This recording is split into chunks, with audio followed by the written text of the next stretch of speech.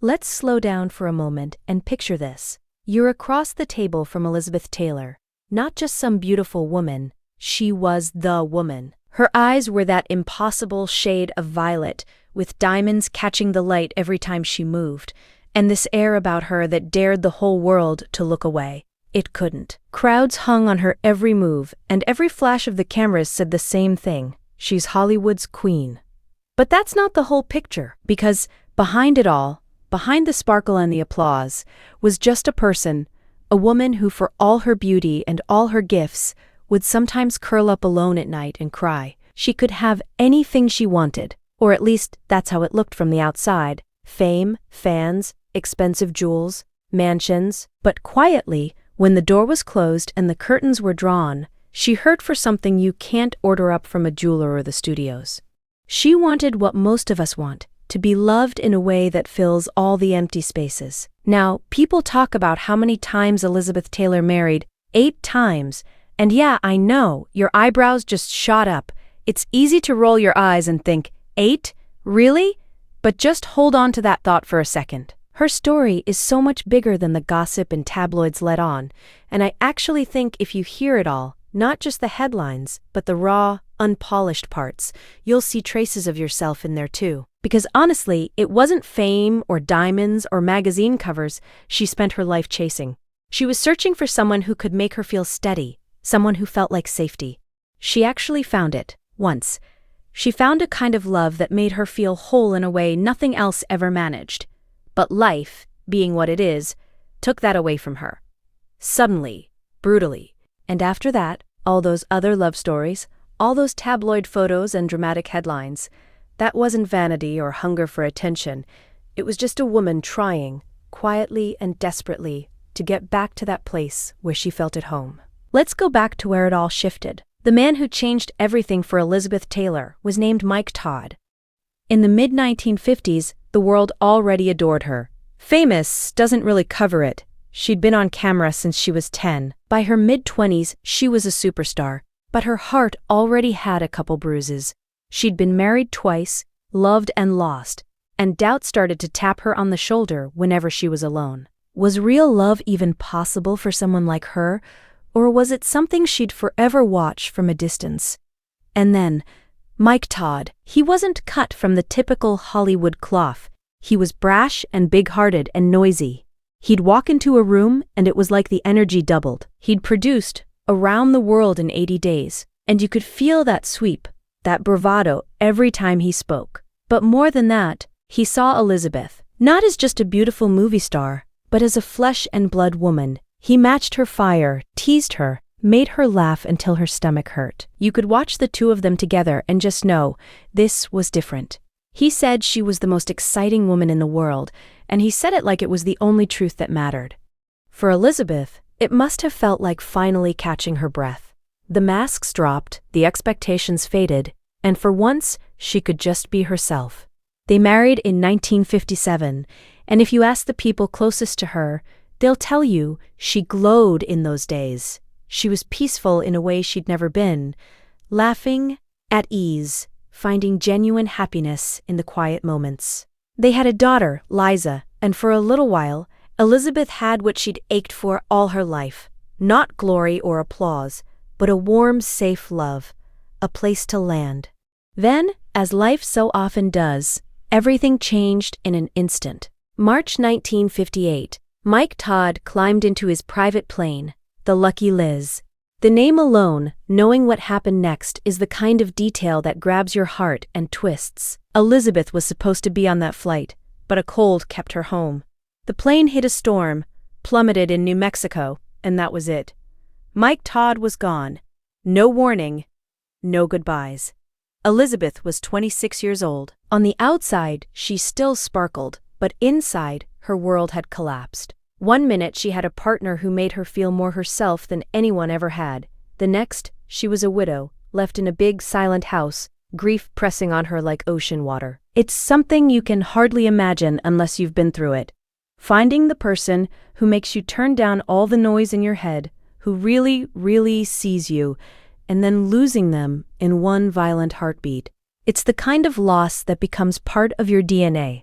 And honestly, If you want to understand everything that came next, all those scandals, all those Elizabeth Taylor marries again headlines, you've got to start there. Because life didn't pause for her pain. The world kept spinning. People around her tried to help. One of them was Eddie Fisher, Mike Todd's good friend, who quietly stepped in to support Elizabeth as she reeled from the loss. In the beginning, he was just doing what decent people do, showing up, sitting with her, checking in to make sure she wasn't drowning. That would make sense in any circle, but this was Hollywood, where nothing is simple and everybody's watching. Eddie Fisher, though, was married too, to Debbie Reynolds. Not just Elizabeth's friend, but America's sweetheart, someone the public adored, whose innocence and charm was practically part of the national brand. And that's when things got messy. Everyone saw it coming. The minute Eddie started spending more and more time with Elizabeth, the whispers kicked up. At first, it was just low chatter behind closed doors. Pretty soon, those whispers turned into growing rumors. Then the rumors got splashed across every tabloid and newspaper in the country. Elizabeth Taylor was suddenly the headline, and not in a good way. Folks who had worshipped her just months before turned their backs almost overnight. She stopped being Hollywood's darling and became the woman who stole America's sweetheart. The press didn't let up. People judged her from every angle. It must have felt like walking through a blizzard of criticism and nowhere to find shelter. But here's the bit nobody really talks about. Elizabeth was still suffocating in grief. Her mind wasn't clear. She wasn't making big calculated decisions. She was just trying to survive, day by day. When you're drowning in pain that deep, you grab onto anything that feels warm, just to stay afloat. It's not about what's right or lasting. It's about making it through the next hour without freezing. Comfort got confused with love. For Elizabeth, that mistake hurt more than anything else. Her marriage to Eddie started falling apart almost from day one. The whole thing was shaky, built on shared loneliness, not real connection. Looking back, you get the sense Elizabeth knew it wouldn't last, but she was stuck inside her heartbreak, needing something, anything to keep her going. That chapter ended quietly, like grief always does. Eventually, you just realize you're still here, so you move forward. And guess what? Forward meant Richard Burton. Now, let's pause for a second. This is where everything shifts. In 1962, Elizabeth landed in Rome for Cleopatra, a movie so enormous it was nearly legendary for its chaos and cost. She was the literal queen on screen, draped in gold and surrounded by hundreds of extras. It should have been a victory lap. Instead, it turned her entire life upside down. Because on that set, she ran into Richard Burton. You gotta understand, Richard Burton was no ordinary leading man. He was sharp, witty, and had this dark, magnetic energy. His voice practically vibrated with drama and danger. He could drop Shakespeare quotes like confetti, then switch to jokes so funny your stomach hurt. He was brilliant and brooding and totally alive, and nobody, not even Elizabeth, who'd grown up in Hollywood's weird, shiny world, had ever met someone like him. Their chemistry didn't just sizzle on camera. Off camera, it exploded. Midnight conversations that edged into sunrise, glances that lasted just a second too long, the kind of knowing smiles that tell you something big is happening, something you can't stop. Both of them were married. The entire world watched, and the Vatican, of all places, went so far as to condemn them publicly. Imagine, you're after Burton died in 1984. Elizabeth just couldn't stop talking about him in interviews. You could always hear this unmistakable tenderness in her voice. No trace of bitterness, not quite regret either. Just something softer, something you don't often hear, like she still had things to tell him but never got the chance. That love felt unfinished, still echoing like a song that never quite played out. She held on to a letter Burton wrote her, apparently right before he passed, a secret she kept right on her bedside table.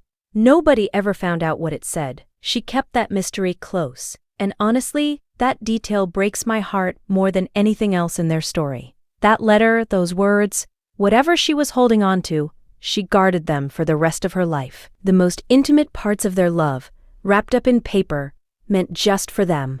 Some things really are meant for two people, and nobody else.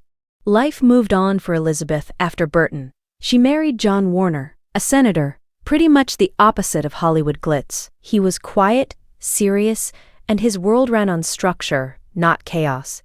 She genuinely tried to fit into that ordinary life in Washington. Formal dinners, political events, everything neat and proper. But honestly, you can't expect Elizabeth Taylor to glow without creativity and passion. It's like expecting a garden to bloom without sunlight. She faded, quietly, not in some dramatic tabloid meltdown, but in the way you do when you realize, deep down, you're living someone else's story, not your own. Their marriage ended in 1982.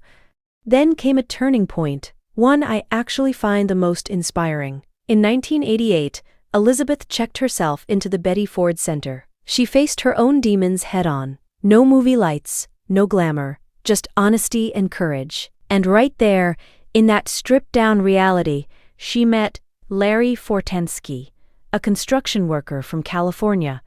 Not a celebrity, not a political powerhouse, not a genius or a showman. Just a regular guy, fighting his own battles, trying to get better. And Elizabeth fell for him. In that clinic, nobody cared about your Hollywood resume or your famous eyes. They were just two people, laughing, talking, helping each other back to themselves. That kind of simplicity, pure, unedited connection, was healing, like water after drought. Uncomplicated, real. They married in 1991, and because this is Elizabeth Taylor, they did it at Michael Jackson's Neverland Ranch. The whole world went wild for it. But the gap between their worlds was just too big, and finally, they divorced in 1996. After 8 marriages, and a life bursting with love, heartbreak, joy, and everything thrown in between, Elizabeth finally got to slow down. As she grew older, when Hollywood's noise faded and the cameras gave up, she'd look back, and Burton's name would always rise to the surface, softly, persistently, not because he made life easy, not because their love was peaceful or logical. Burton was the one who matched her, the one who saw her, really saw her, her fire, her flaws, her brilliance, her mess, and loved her all the same, loudly, imperfectly, without reservations. She once said in an interview, their love was almost abnormal, too much, overwhelming in its intensity, and when she spoke, her face was this perfect mix of joyful memory and lingering sadness, like she was remembering something beautiful that still ached a little.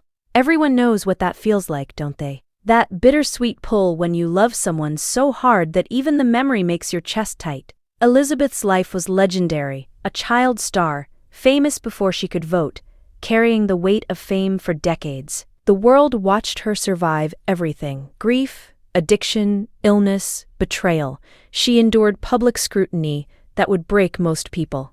But she didn't close her heart when things got tough. She kept loving, kept searching, kept hoping, always thinking maybe the next chapter would bring her peace. That takes guts. Most people build walls after heartbreak, tell themselves they're better off alone. Elizabeth didn't do that. She dusted herself off, put on her diamonds, because if you're going to try again, you might as well look fabulous, and walked back out into world, believing love was worth another risk. She died in 2011, 79 years old. People mourned her like you mourn someone truly irreplaceable, not just for the fame or the beauty, but for the spirit she brought to everything. And honestly, the most beautiful part of her story isn't the fame or the jewels or the legendary movies. It's that she never stopped believing in love. Even after all the heartbreaks and farewells and new beginnings, she kept thinking love was worth risking everything for.